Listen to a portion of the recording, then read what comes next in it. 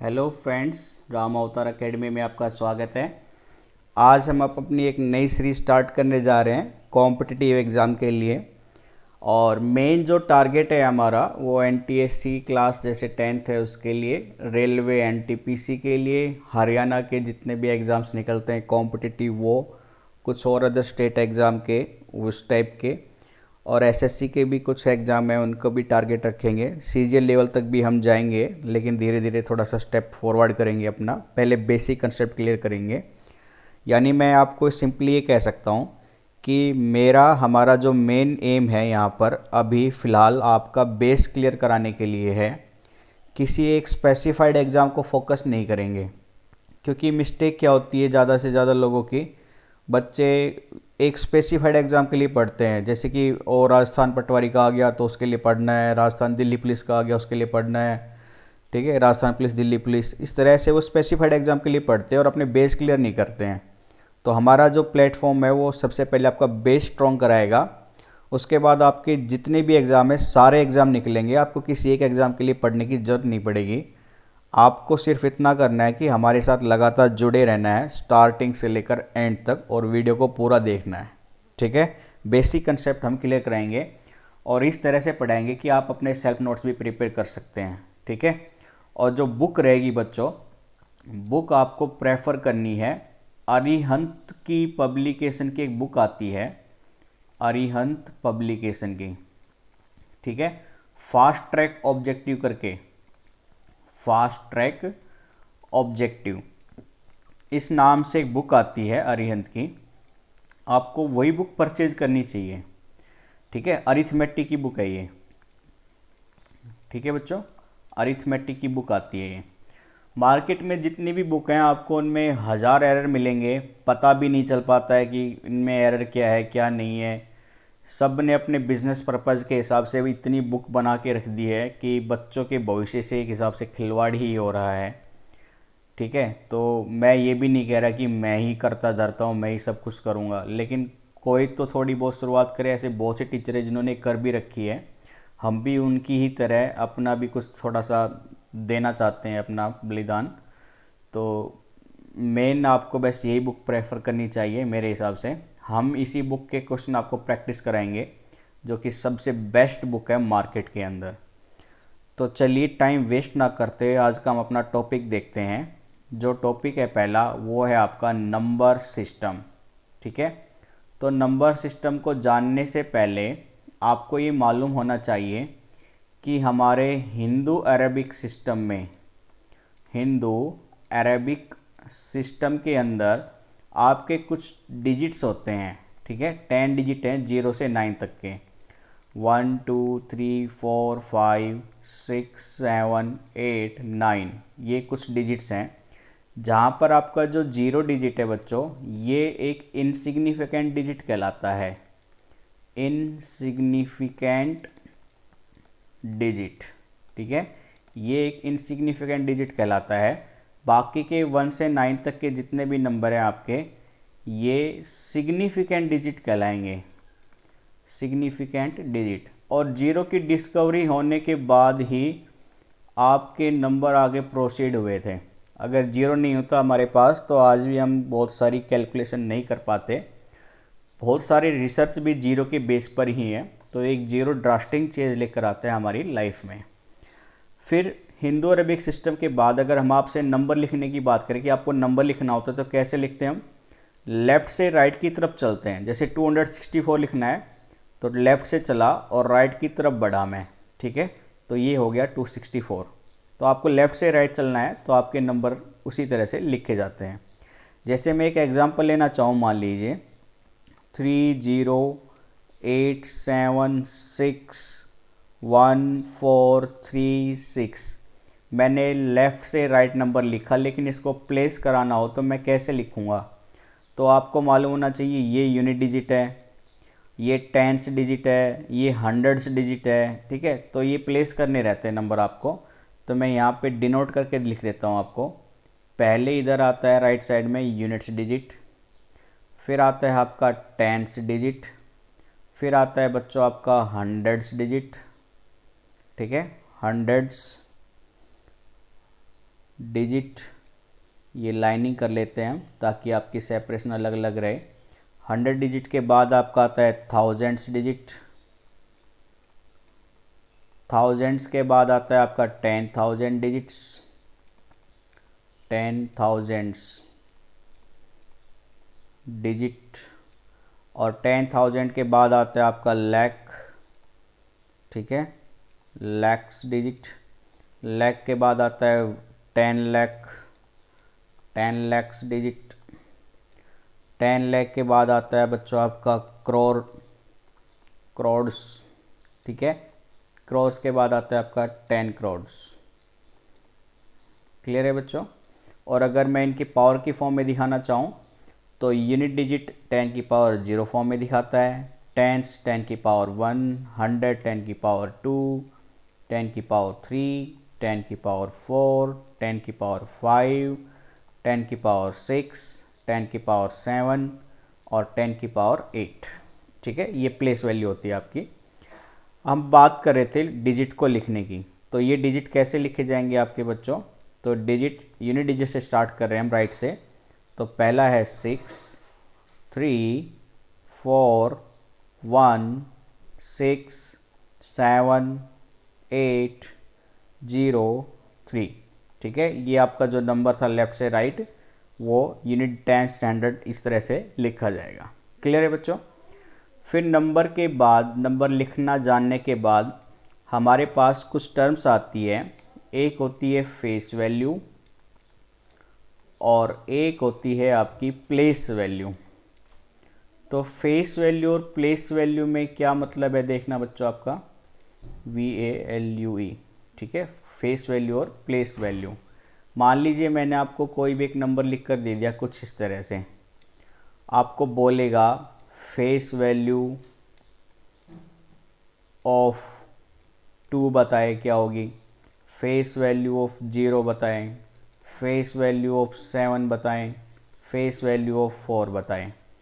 तो ये value same वही रहेगी जो ये गिवन में है, यानी फेस वैल्यू 2 की 2 ही रहेगी, 0 की 0 ही रहने वाली है, 7 की 7 और हो जाएगी, 4 की 4 हो जाएगी।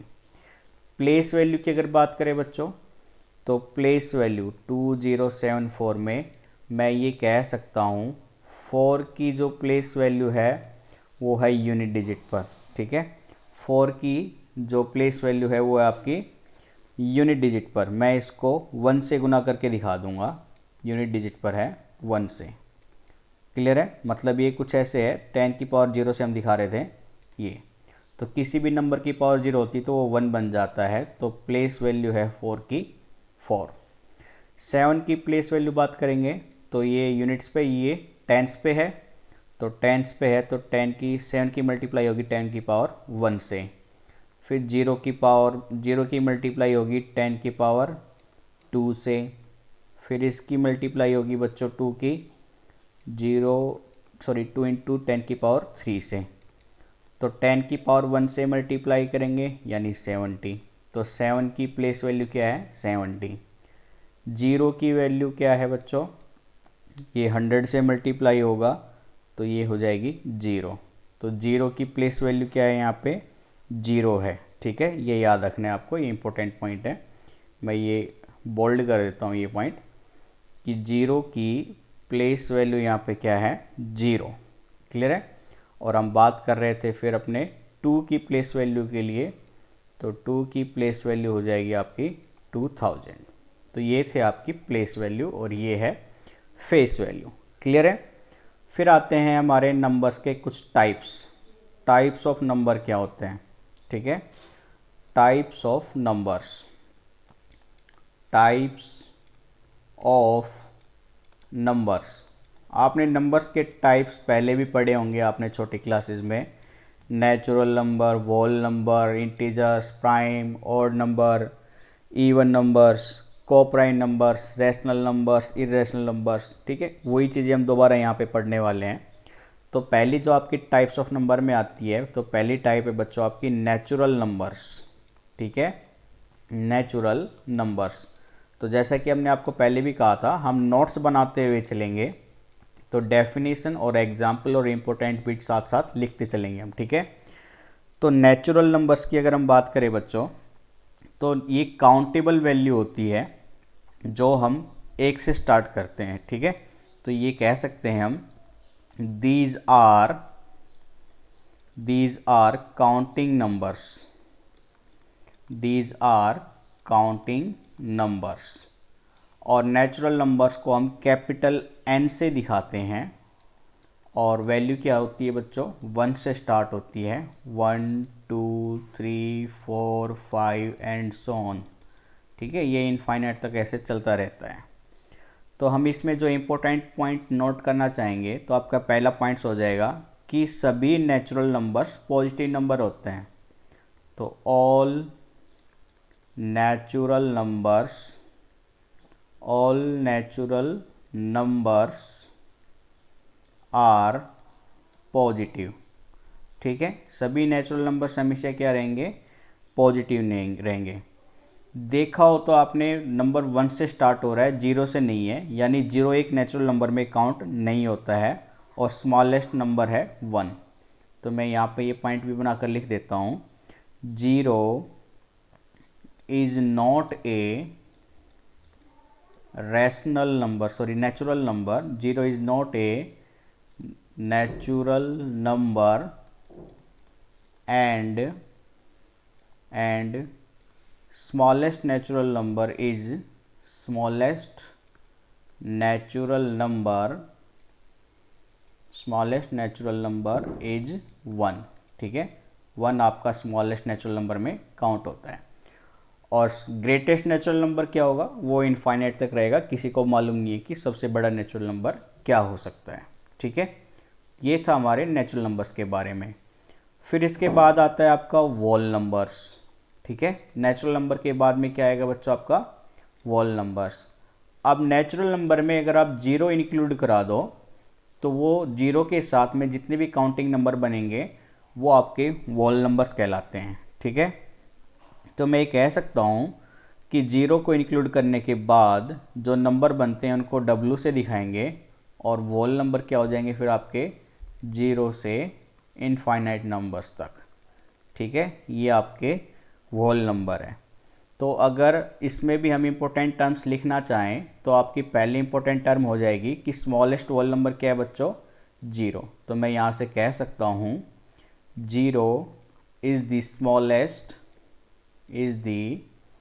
स्मॉलेस्ट वोल नंबर, ठीक है। 0 is the smallest whole number. Clear है बच्चों। सेकंड पॉइंट अगर हम इसमें बात करें कि वोल नंबर्स सारे पॉजिटिव नंबर है, यानी ये नॉन नेगेटिव नंबर नहीं हो सकते, तो ये पॉइंट भी आप लिख सकते हैं कि whole numbers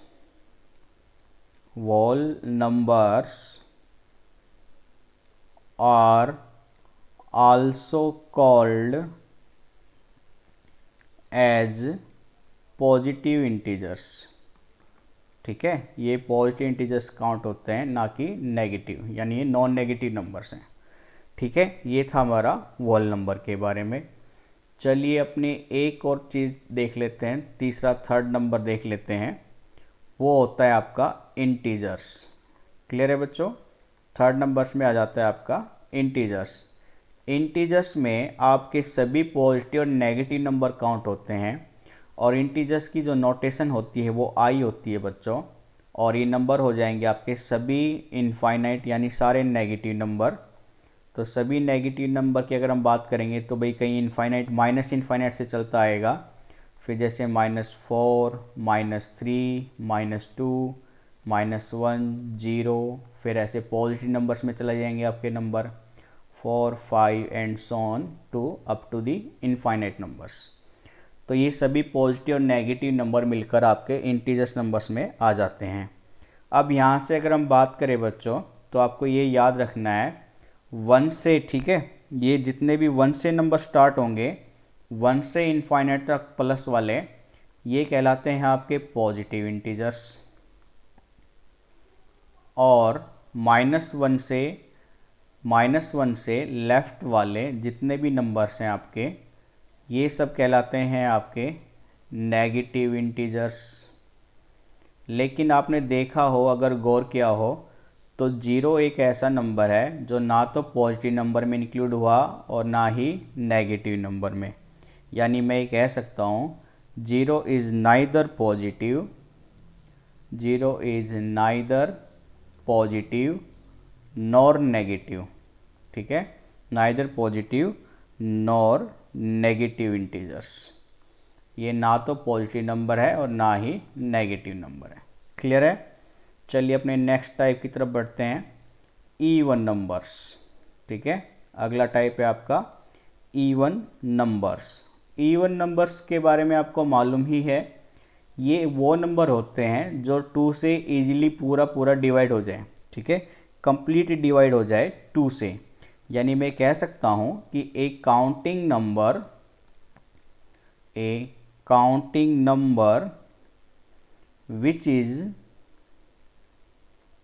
which is divisible by 2। ठीक है, जो 2 से डिविजिबल हो उसी को हम कहते हैं इवन नंबर।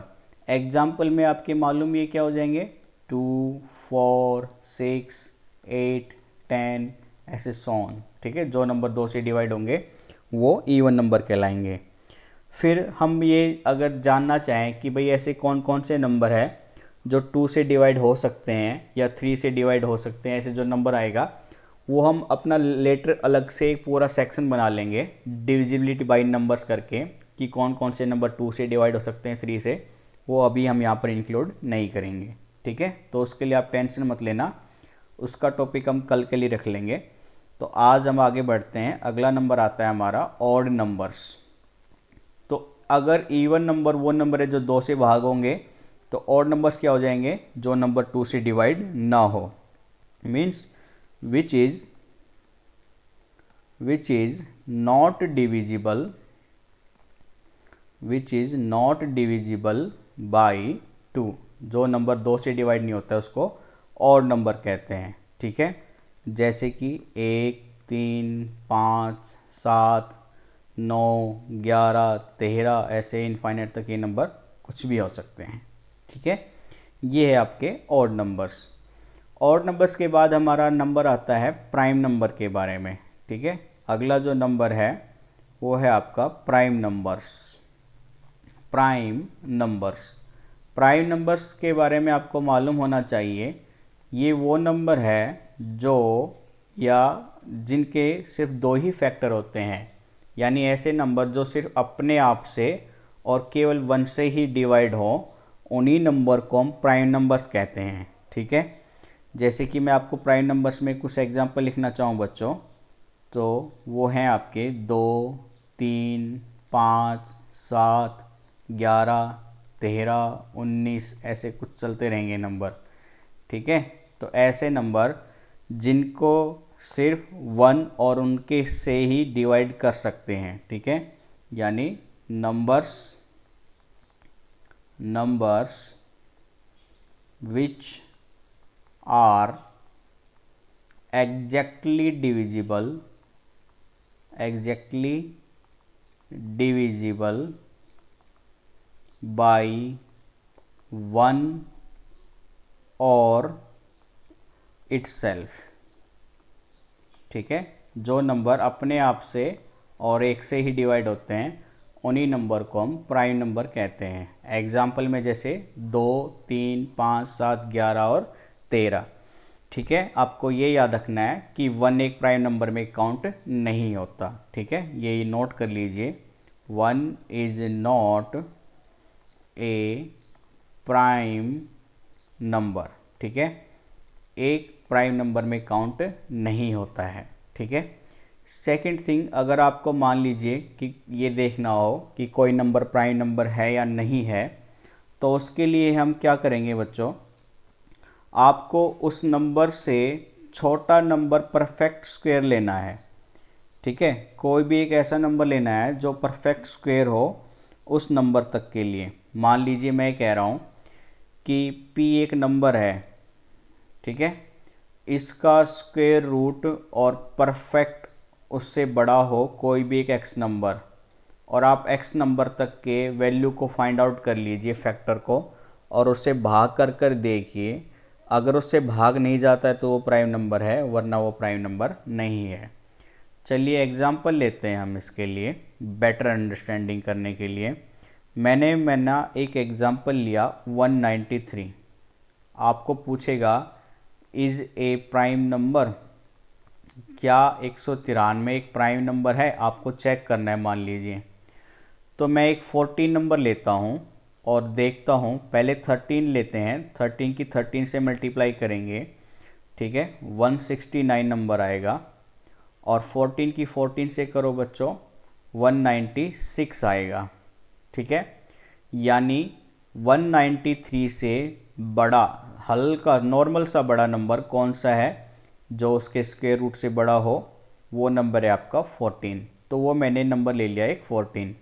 यानी मैंने कहा 14 वो नंबर है जो 193 के स्क्वायर रूट से पहला नंबर है, बड़ा नंबर है, ठीक है। अब 14 के फैक्टर फाइंड आउट कीजिए, वो हो जाएंगे आपके 1, 2, 7, ठीक है, 1, 2, 7। या आपको इसके प्राइम नंबर लेने हैं, 14 तक के जो नंबर आए हैं यहाँ तक के आप प्राइम नंबर निकाल लीजिए। तो 1 से 14 तक के प्राइम नंबर मैंने काउंट किए, तो वो नंबर है आपके 2, 3, 5, 7, 11 और 13। अब इन सभी नंबर से मैं 193 को डिवाइड करके देखूंगा। अगर वो नंबर पूरा डिवाइड हो जाएगा तो वो प्राइम नंबर नहीं है, अगर नहीं होता है तो वो प्राइम नंबर रहेगा। तो अगर आप 2 से चेक करेंगे तो भी 193 डिवाइड नहीं होगा, 3 से चेक करेंगे तो भी 193 डिवाइड नहीं होगा। इसी तरह 5, 7, 11, 13 से चेक करने पर आपको पता चलेगा कि 193 कंप्लीट डिवाइड नहीं होता है, इसलिए 193 एक प्राइम नंबर है, ठीक है। तो आप क्या कहेंगे, yes it is a prime number. तो यानी आपको अगर प्राइम नंबर कैलकुलेट करना है तो आप उसके स्क्वायर रूट से थोड़ा सा स्मॉलेस्ट या हल्का सा बड़ा नंबर ले लीजिए और वहाँ तक प्राइम नंबर निकाल कर उससे भाग कर देख लीजिए। अगर वो डिवाइड नहीं होता है तो वो प्राइम नंबर है, अगर वो उनसे भाग हो जाता है तो प्राइम नंबर नहीं रहेगा। क्लियर है बच्चों।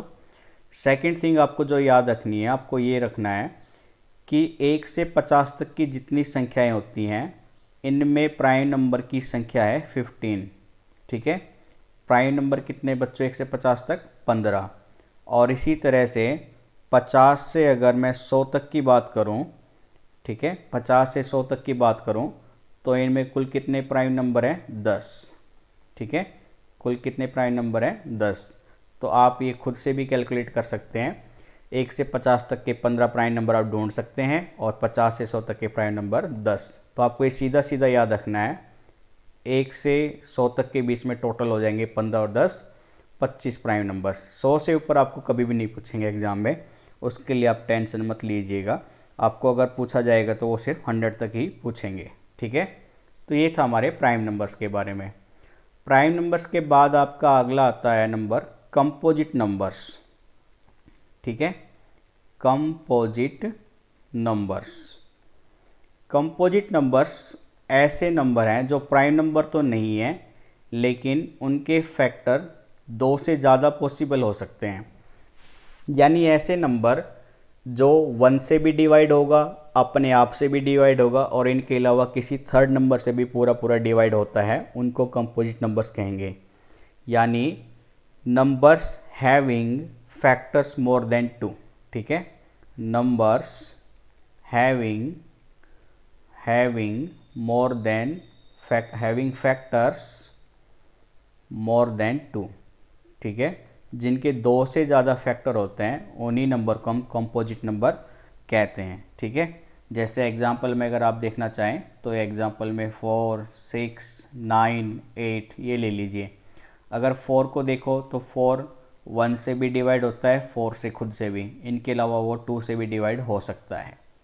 तो ऐसे नंबर जो अपने आप से भी पूरा पूरा भाग हो रहा है, 1 से भी भाग हो रहा है, इनके अलावा किसी तीसरे नंबर से भी डिवाइड हो सकता है, यानी जिनके 2 से ज़्यादा फैक्टर निकल कर आएँ उन्हीं को हम कंपोजिट नंबर्स बोलेंगे, ठीक है बच्चों। अब आपको यहाँ पे ये याद रखना है कि 1 एक ना तो प्राइम नंबर है ना ही कंपोजिट नंबर, तो ये स्टार बनाकर नोट कर लीजिए। 1 इज नाइदर प्राइम नंबर, ठीक है, नाइदर प्राइम नंबर नॉर, ठीक है, neither prime number nor composite number, nor composite number, यानी 1 ना तो प्राइम नंबर है और ना ही कंपोजिट नंबर है। क्लियर है बच्चों। फिर इसके बाद कंपोजिट नंबर के बाद आपका अगला नंबर आता है को प्राइम्स नंबर। को प्राइम्स नंबर, को प्राइम्स नंबर वो नंबर होते हैं, पेयर में रहेंगे ये, एक तो कि ऐसे पेयर जिनका एचसीएफ हमेशा 1 आए, उन नंबर के पेयर को हम को प्राइम नंबर्स कहते हैं। ठीक है, तो यानी आप डेफिनेशन लिख लीजिए, two natural numbers, two natural numbers are said to be co-prime, are said to be co-prime if their HCF is 1। ठीक है, जैसे एग्जाम्पल में आपको ये कह सकता हूँ 7 और 9, 15 और 16 ये ऐसे नंबर है जिनका HCF हमेशा 1 ही आता है, तो ऐसे नंबर का पेयर क्या कहलाएगा बच्चों, को प्राइम। ठीक है, ये को प्राइम नंबर है आपके 7 और 9 का पेयर और 15 और 16 का पेयर को प्राइम नंबर कहलाएंगे। फिर सेकंड थिंग आपको ये याद रखनी है बच्चों कि ये ज़रूरी नहीं है कि प्राइम को प्राइम नंबर्स हमेशा प्राइम ही रहे, ये इवन नंबर भी हो सकते हैं। ठीक है, ये स्टार बनाकर नोट करा देता हूँ मैं आप लोगों को प्राइम नंबर्स, को prime numbers are not necessarily to be prime. ठीक है, जरूरी नहीं है कि ये नंबर प्राइम रहें, ये इवन नंबर भी हो सकते हैं। जैसे देखिए 15 और 16 में 16 आपका इवन नंबर आता है। ठीक है, ये एक प्राइम नंबर नहीं है। 7 और 9 में 9 एक प्राइम नंबर नहीं है। ठीक है, तो ये ज़रूरी नहीं है कि को प्राइम नंबर्स में आपके दोनों के दोनों नंबर प्राइम हो, वो नॉन प्राइम भी हो सकता है। ठीक है, 7 प्राइम है यहाँ पे लेकिन 9 प्राइम नहीं है, वो नॉन प्राइम नंबर आता है। चलिए अपने नेक्स्ट नंबर की तरफ बढ़ते हैं बच्चों। नेक्स्ट मान लीजिए हम ले लेते हैं रैशनल नंबर।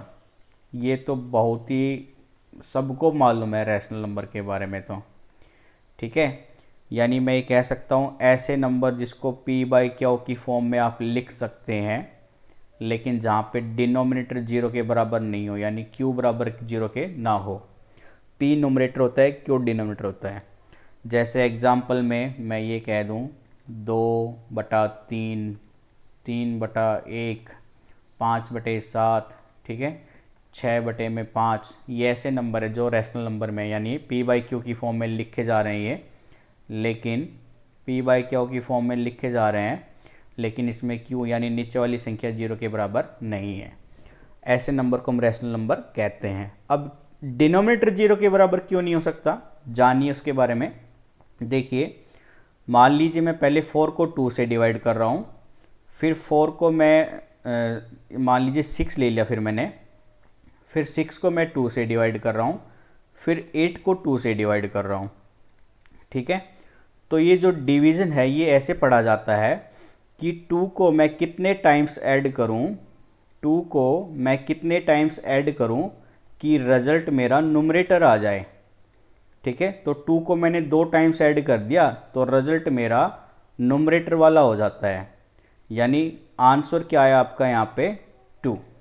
क्लियर है बच्चों, आंसर क्या आया 2। 4 को मैं 2 से डिवाइड करता हूँ 2 आता है, उसके पीछे रीजन क्या होता है कि नुमरेटर को कितनी बार ऐड करें कि रिजल्ट डिनोमिनेटर आ जाए, यानी डिनोमिनेटर को कितनी बार ऐड करें कि रिजल्ट नुमरेटर आ जाए। इसी तरह 6/2 में देखिए फिर से हम ऐसे पढ़ेंगे कि डेनोमिनेटर को कितनी बार ऐड करें कि रिजल्ट नुमरेटर बन जाए, तो उसको हमने 3 बार ऐड किया, तो यानी जो रिजल्ट आएगा वो कितना हो जाएगा 3। ऐसे ही मैं कहूँ इस केस में 2 को कितने टाइम्स ऐड करें कि रिजल्ट नुमरेटर बन जाए, यानी 4 टाइम्स ऐड किया हमने तो रिजल्ट आया 4। तो ये मतलब होता है डिवीज़न का। अब अगर मैं ये कह दूँ 4 डिवाइडेड बाई 0, यानी आप 0 को कितने टाइम्स ऐड करो कि नोमरेटर आ जाए, कितनी भी बार जोड़ लो आप, वो कभी भी 4 नहीं बनेगा। कभी भी 4 नहीं बनेगा तो कभी रिजल्ट आएगा नहीं होगा। ऐसे केस को हम बोल देते हैं does not exist, does not exist, या इन्फिनिटी करके लिख देते हैं। इसलिए कहते हैं कि डिनोमिनेटर 0 नहीं होना चाहिए। ठीक है, तो ऐसे नंबर जिनको 1 की फॉर्म में लिख सकें या p/q की फॉर्म में लिख सकें, जहाँ पर q कभी भी 0 के बराबर नहीं होता है, ऐसे नंबर को रैशनल नंबर कहते हैं। ठीक है, चलिए रैशनल नंबर के बाद आपका नंबर आता है अगला irrational numbers. Irrational numbers, irrational numbers क्या होते हैं बच्चों?